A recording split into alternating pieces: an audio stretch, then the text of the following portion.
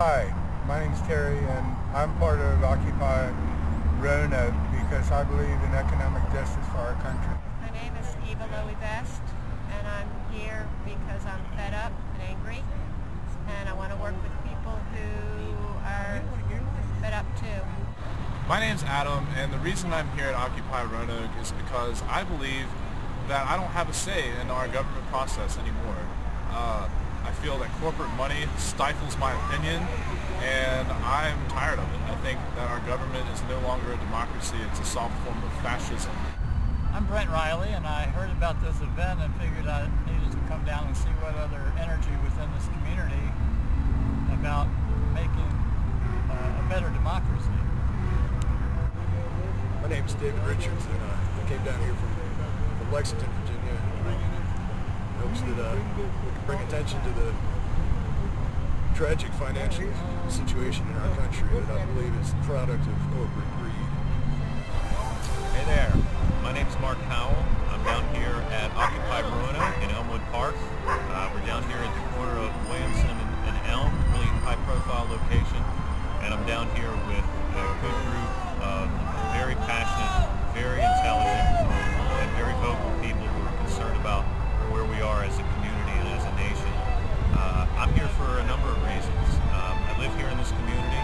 My first child is on the way, and I have 2 jobs to support my family, and I spend the rest of my time engaged in efforts here in the community that will hopefully improve how we live. I was a medic in Vietnam, and I saw a lot of people die in the defense of this country. And what I would like to see is money out of elections, and I think that the people that gave their life for this country deserve better than to have the elections bought by the corporations.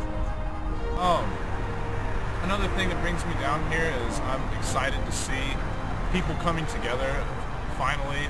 I don't think I've ever really seen a movement come together across the world like our generation has. I mean, we're the generation that has the internet, so we have access to the knowledge. Media, you can't black us out. One of the things that bothers me the most is that we no longer have a constituent democracy. As Fritz Hollings, retired senator from South Carolina, said, it has nothing to do with constituents. I know it. Everybody up here knows it. It only has to do with contributors. And so we've lost our constituent representative government. One of the things that compounds this problem is all this money that is raised by politicians ends up being deposited into the bank accounts of ABC, NBC, CBS, Fox, CNN. They get all the money.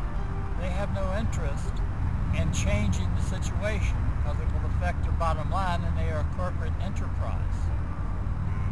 Now, one thing I think is important is that we have independent news and information available to the public. And I'm particularly interested in seeing public broadcasting fulfill its birthing mandate, which was we Congress recognize the need for dissident perspectives in our society. We recognize that commercial for-profit radio broadcasting does not provide that, so we're going to kick some money into you. We're going to give you an annual subsidy to achieve that objective. However, what's happened is public broadcasting has been cowed by the criticism over the past number of years for being too liberal. My personal issue is that half of my earnings go to pay for health care every year. My husband and I are both professionals, and we are just barely making it. Kind of paycheck to paycheck. It shouldn't be like that for 2 professionals. I'm angry too about unemployment. I have close friends and family that are unemployed. There are way too many people who have lost their homes. There are way too many hungry people in our country. There's really no room left for the middle class, and it just puts poor people even further down. I'd like to see big change. We need to really look at supporting our people and being a representation to the world of what can be a great nation that works together for the betterment of all.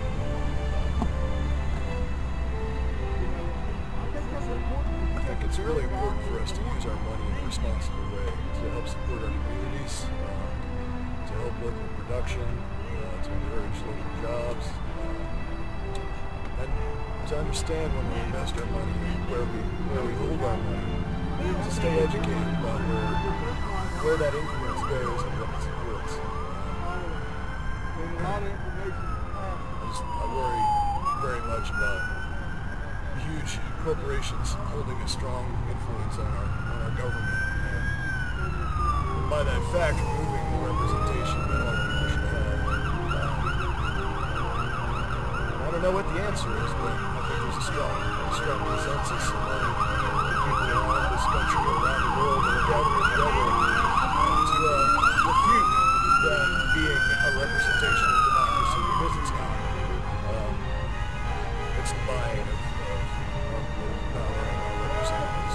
I hope we can come to a good way to change that. There's a lot of good ideas floating out there, and I hope we can find more support and more ideas, and come to decisions and bring that before our politicians and demand that they represent the people. And by giving a testimonial.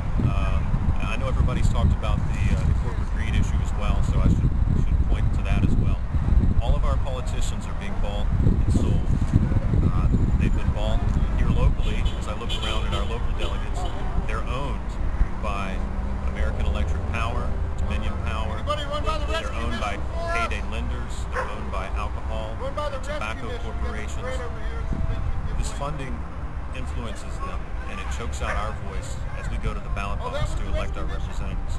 But as I mentioned, I want to end with a testimonial, and that is, I've watched as one person or a handful of people here locally have been able to change the direction of our community. It doesn't take many of us. So if